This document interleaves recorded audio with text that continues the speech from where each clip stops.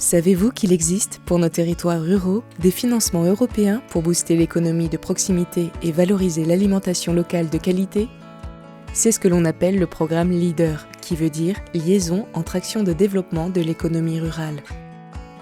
En 2016, les 3 communautés de communes de Saint-Marcellin-Vercors-Isère, du Royan-Vercors et du massif du Vercors, en partenariat avec le parc naturel régional du Vercors, se sont rassemblées pour former un groupe d'action locale. Ce groupement, nommé Terre Déco, a eu la charge entre 2016 et 2020 de répartir près de 3 millions d'euros de fonds européens pour des initiatives locales. Alors, qui peut bénéficier de ce fonds ? Tout le monde peut prétendre à l'aide LEADER en déposant une demande. Un groupement de citoyens, une entreprise, une association, une commune.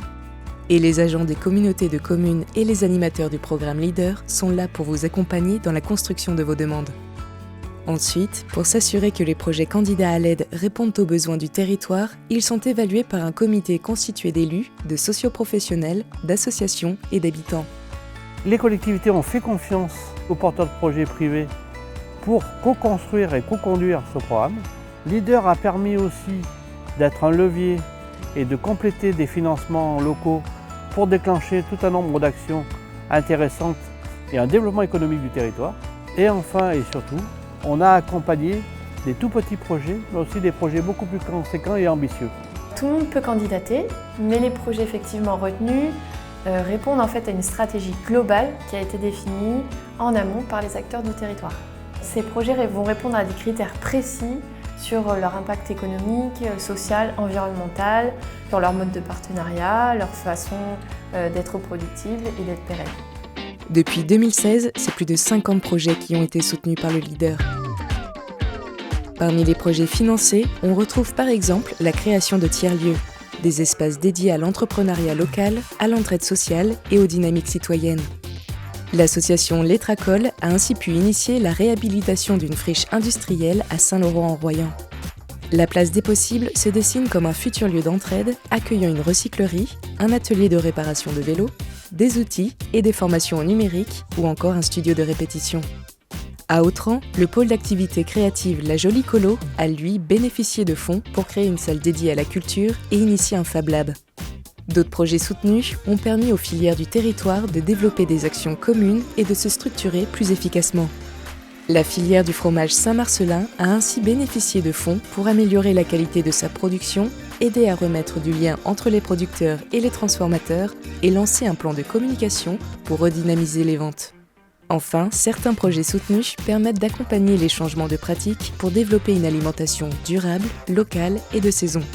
Le programme LEADER a ainsi soutenu la commune de Saint-Just-de-Clé dans le développement de sa cantine scolaire en ouvrant la production de ses repas à la commune voisine et en s'approvisionnant encore plus en produits bio et locaux.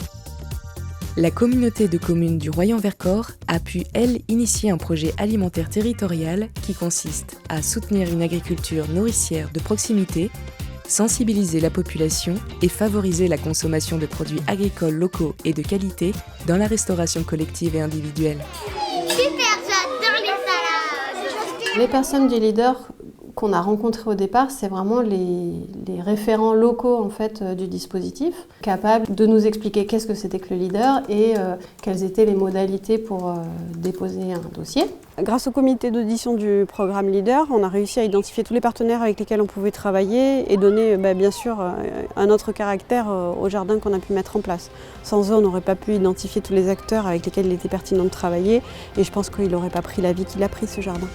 Ils n'hésitent pas à soutenir quelque chose qui n'existe pas encore, mais parce qu'ils ont confiance dans les porteurs du projet en fait. Ça permet aussi de donner une crédibilité au projet, de dire ça y est, on va être soutenu par l'Europe. Nous, on a pu obtenir un cofinancement de la communauté de communes du Massif du Vercors parce qu'aussi la Comcom avait fait le choix de soutenir les projets du territoire qui seraient soutenus par le LEADER. Donc pour les 50 projets soutenus, ce sont plus de 3 millions d'euros qui ont été investis sur le territoire, dont 80% qui sont financés par l'Europe et les collectivités.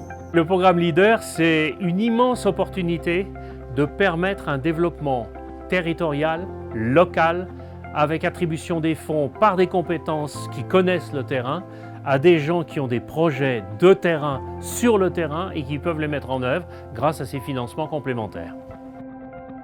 Au cours des prochaines années, le territoire aura l'opportunité de candidater pour recevoir de nouveaux fonds Leader. Le futur programme Leader se tient prêt pour accompagner tous les acteurs qui le souhaitent dans leur demande d'aide et améliorer collectivement la stratégie de soutien des projets. Car s'inscrire dans une démarche Leader, c'est se doter de moyens à la hauteur des ambitions de nos territoires ruraux, dynamiques et innovants.